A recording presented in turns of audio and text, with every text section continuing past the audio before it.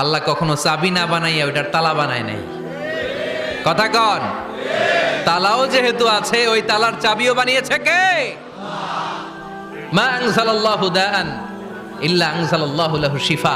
আল্লাহ দুনিয়ায় এমন কোন রোগ পাঠায় নাই যেই রোগের ঔষধ বানায় নাই, এমন কোন রোগ নাজিল করে নাই যেই রোগের কোনো চিকিৎসা বানায় নাই, হয়তো সেটা আবিষ্কার হয় নাই। অনেকে ক্যান্সারের কথা বলতে পারেন যে হুজুর ক্যান্সার এমন রোগ, এই ক্যান্সার তার নাই কোনো অ্যান্সার, কিন্তু বিজ্ঞানীরা বলতেছে এটারও অ্যান্সার আবিষ্কৃত হচ্ছে।